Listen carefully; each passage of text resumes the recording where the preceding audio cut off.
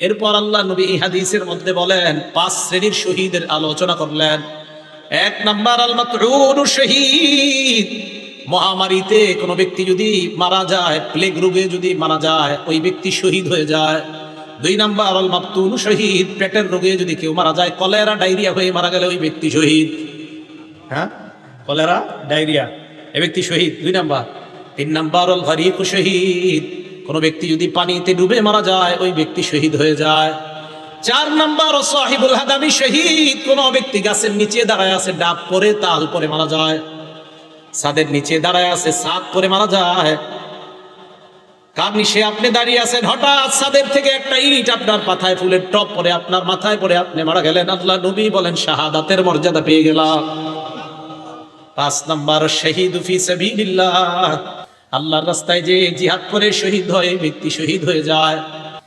হাদিসের শেষে আল্লাহ নবী বলেন, দুনিয়ার মানুষ তোমরা জানো, লাউ ইয়ালামুন নাস মা ফিন নিদাই ওয়াস সাফিল আউয়াল, মানুষ যদি জানতো প্রথম কাতারে নামাজ পড়ার কি উপকারিতা, আর আজান দেওয়ার মধ্যে নামাজ আর আজান দেওয়ার মধ্যে কি উপকার, মানুষ যদি জানতো প্রথম কাতারে নামাজের কি ফায়দা, আজানের কি ফায়দা, সুম্মা লাম ইয়াজিদু ইল্লা আইয়াস্তাহিমু আলাইহি লাস্তাহামু আলাইহি, মানুষ যদি প্রথম কাতারের ফজিলত জানতো, লটারি করে হলেও মানুষ যুদ্ধ করে হলেও প্রথম কাতারে নামাজ পড়ার চেষ্টা করত।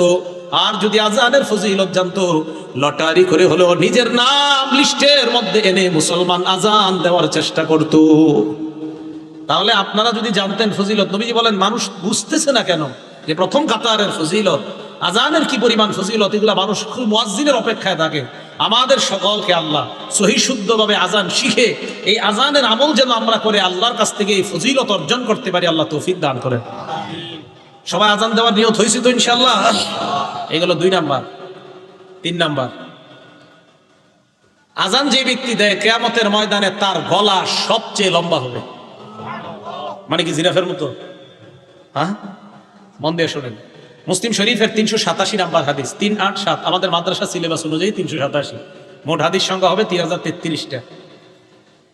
এই হাদিসের বর্ণনাকারী তলহা ইবনে ইয়াহইয়া। এই তলহা ইবনে ইয়াহইয়া ওনার চাচা থেকে বলেন, ওনার চাচা বলেন, কুনতু ইনদা মুআবিয়া ইবনে আবি সুফিয়ান রাদিয়াল্লাহু তাআলা আনহুমা। তলহা ইবনে ইয়াহইয়া বলেন, আমার চাচা ইমাম মুআবিয়া, আমিরে মুআবিয়ার কাছে ছিলেন। ফাজাআহুল মুআজ্জিন, মুআজ্জিন আসছে ইয়াদউহু ইলাস সালাহ। মুআজ্জিন আইসা কয়, আমিরে মুআবিয়াকে বললেন নামাজের সময় হয়েছে, মসজিদে চলেন। আমিরে মুআবিয়া বললেন, মুআজ্জিন দাঁড়াও। সামি'তু রাসূলুল্লাহি সাল্লাল্লাহু আলাইহি ওয়াসাল্লাম ইয়াকুল, আমি আল্লাহ নবীকে বলতে শুনেছি, আল মুআজ্জিনুনা আতওয়ালুন নাসি আ'নাকান ইয়াউমাল কিয়ামাহ, কিয়ামতের ময়দানে মুয়াজ্জিনের গলাটা কোটি কোটি মানুষের মাঝে লম্বা হয়ে যাবে। লম্বা দ্বারা কি উদ্দেশ্য মনে রাখবেন 2টা। 1 নাম্বার, আকসারুন নাসি মুতাশাউফান বা তাশাউফান ইলা রাহমাতিল্লাহ, কিয়ামতের ময়দানে মুয়াজ্জিন অন্যান্য কোটি কোটি মানুষের চাইতে আল্লাহর রহমতের অধিক প্রত্যাশী হবেন। মুয়াজ্জিন আশায় থাকবে যে আমি মুয়াজ্জিন ছিলাম দুনিয়াতে, কিয়ামতের মাঠে আমি রহমতের বেশি প্রত্যাশী। নবী বলেন এই লম্বা গলা দ্বারা এটা উদ্দেশ্য।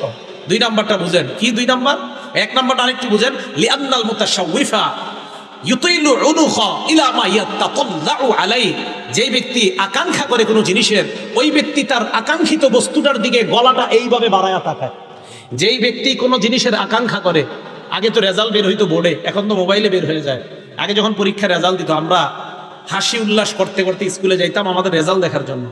তো যাওয়ার পরে মনে করেন কারো 1, 2, 3-এর মধ্যে আসছে যারা, ওই 3 জন কি করে আপনার সবার মাঝে এইভাবে গলাটা সামনে বাড়ায় দিতে চায় তার রেজাল্টটা দেখার জন্য।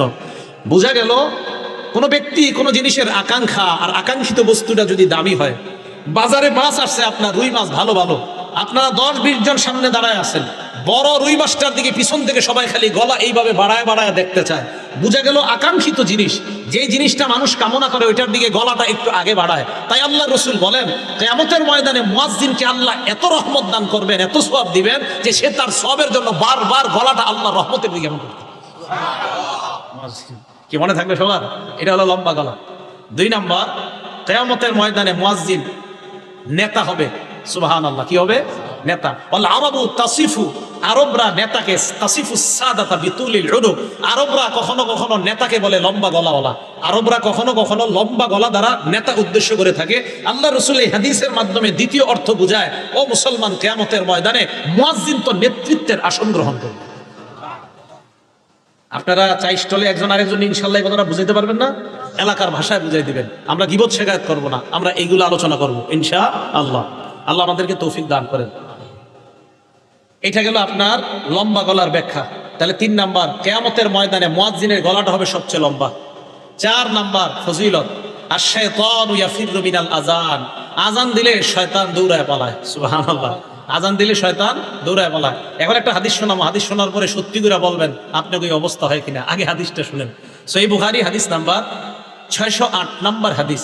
এই হাদিসের বর্ণনাকারী আবু হুরায়রা রাদিয়াল্লাহু তাআলা আনহু, তিনি বলেন, عن أبي هريرة رضي الله تعالى عنه قال قال رسول الله صلى الله عليه وسلم إذا نودي للصلاة أدبر الشيطان وله ذرات, আযান যখন দেওয়া হয় শয়তান পিছনের রাস্তায় হাওয়া ছাড়তে ছাড়তে পালায়। সুবহানাল্লাহ। হাত্তা লা ইয়াসমা'ু আত-তাযীন, এমন দূরত্বে চলে যায় যে দূরে গেলে আর আযান শোনা যায় না। এই জন্য মাইকের আযানের আওয়াজ যত দূরে যাবে শয়তান এই পরিমাণ দূরে চলে যায় যেন আর আযানের আওয়াজ শোনা না যায়।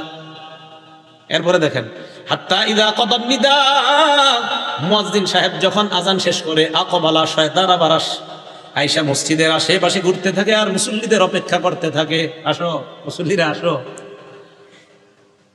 হাত্তা ইযা সুবিবা বিস-সালাহ, এরপর যখন আযান ইকামত দেওয়া হয়, কি ইকামত দেওয়া হয় না, আদবারা, শয়তান আবার পালায়। হাত্তা লা ইয়াসমা'ু তাসবিব, ইকামত যেন শোনা না যায় এই দূরত্ব পালায় যায়। হাত্তা ইযা কাদাত তাসবিবা, ইকামত শেষ হলে আবার শয়তান দৌড়ে আসার পর হাত্তা ইয়াখতুরা বাইনাল মারই ওয়া নাফসিহি, মানুষের মাঝে আর তার নফসের মাঝে শয়তান বৈশা ধোঁকা দেওয়ার চেষ্টা করে। আর শয়তান ওই ব্যক্তিকে বলে, উযকুর কাযা ওয়া কাযা লিমা লাম ইয়াযকুর, শয়তান মুসল্লিকে বলে ওইটা স্মরণ কর, ওইটা স্মরণ কর, যেগুলো নামাজের বাইরে মুসল্লির কোনোদিনও স্মরণ হয় না। এই হাদিসের অনুবাদ এটা। শয়তান মুসল্লিরে কয় এটা স্মরণ কর, ওইটা স্মরণ কর, লিমা লাম ইয়াযকুর, যেটা এই মুসল্লি জিন্দেগিতেও স্মরণ করে না নামাজে। যেমন আপনি নামাজে দাঁড়াইছেন, আপনার বয়স বর্তমানে 31 বছর 32 বছর, শয়তান আপনার বলবে, তুই যে 7 বছর বয়সে তোকে ডেঙ্গাটা দিয়ে হাঁটছিলি মনে আসিনি, আচ্ছা কি দরকার আছে এটা এখন মনে করাবো। এইগুলা ফাউ জিনিস শয়তান আপনাকে মনে করাবে নামাজে। তো রাসূল বলেন, শয়তান আপনাকে বলবে উযকুর কাযা ওয়া কাযা লিমা লাম ইয়াযকুর, কয় তোমার এমন এমন জিনিস শয়তান মনে করাবে যেগুলো তোমার জিন্দেগিতেও মনে পড়ে না। এবার সত্যি করে বলেন তো এরকম জিনিস আসে কিনা নামাজে?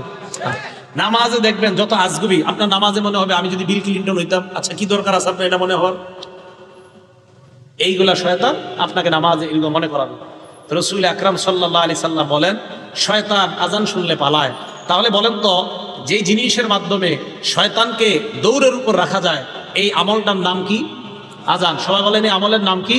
তো আমরাও চাই না, আমরা ইনশাআল্লাহ একদিন আমাদের এই অস্ত্র দিয়া শয়তানকে দৌড়ের উপর রাখবো। কারা কারা চাই ইনশাআল্লাহ? তাহলে অন্তত জীবনে একদিন হলে আযান দিয়ে না, যেন আপনার আযানে শয়তান দৌড়ের উপর থাকে। আল্লাহরে বলতে পারবে, আল্লাহ ওরে একদিন দৌড়ের উপর আমি রাখছি। এখন কথা হলো, শয়তান আযান শুনলে কেন পালায়? 2 কারণ। বলেন কয় কারণ? 1 নাম্বার, শয়তান আযান শুনলে পালায় এই কারণে পালায়, হাত্তা লা ইয়াশহাদা লিল মুআজ্জিন ইয়াউমাল কিয়ামাহ, শয়তান যেন কিয়ামতের ময়দানে মুয়াজ্জিনের পক্ষে সাক্ষী না দেয়, তাই শয়তান পালায়। হাদিসে আসছে আযান যেই শুনবে সেই সাক্ষী দিবে। তো শয়তান যদি শুনে ও তো সাক্ষী দিতে হবে, তাই শয়তান পালায়া যায় যেন মুয়াজ্জিনের পক্ষে আল্লাহর কাছে সাক্ষী দেওয়া না লাগে। 1 নাম্বার এই কারণে পালায়।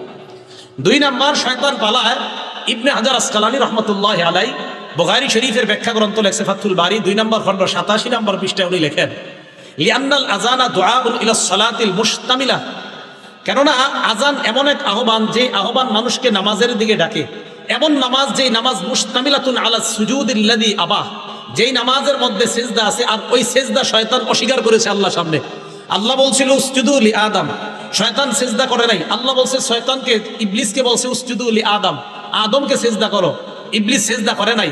বলেন তো, মুয়াজ্জিন আযান দিলে আমরা যে ইবাদত করতে যাই এটার নাম কি? নামাজ। নামাজের মধ্যে সিজদা আছে না নাই? তো যেই নামাজে সেজদা আছে এমন নামাজের আহ্বান শয়তান এই জন্য শুনতে চায় না যে তোরা এমন এক কাজ করবি একটু করে সেজদা, যেই সেজদা অস্বীকার করার কারণে আল্লাহ আমার জান্নাত থেকে বের করছে, আমি এমন আজান শুনতে চাই না।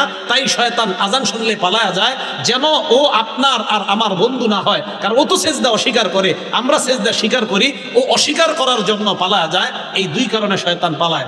এক নাম্বার, কিয়ামতের ময়দানে যেন সাক্ষী দেওয়া না লাগে। দুই নাম্বার, নামাজের যে সেজদা, এই সেজদা তো শয়তান অস্বীকার করে আর আমরা স্বীকার করি, শয়তান পালায় এই কারণে। মুয়াজ্জিন তুমি যেই নামাজের দিকে ডাকতেছো, আমি তো এই নামাজ স্বীকারই করি না, তাই আমি শুনতেও চাই না, তাই শয়তান পালায়। মনে থাকবে শয়তান কেন পালায়? আল্লাহ আমাদেরকে মনে রাখার তৌফিক দান করে। 5 নাম্বারটা মন দিয়ে শুনেন। মুয়াজ্জিন সাহেবের আজান যতটুকু পরিমাণ যায়, মুয়াজ্জিনের আজান যতটুকু পরিমাণ যায়, জিন ইনসান ওয়ালা কুল্লু শাইইন যত জিনিস শুনে সবাই মুয়াজ্জিনের পক্ষে কিয়ামতের ময়দানে সাক্ষী দিবে।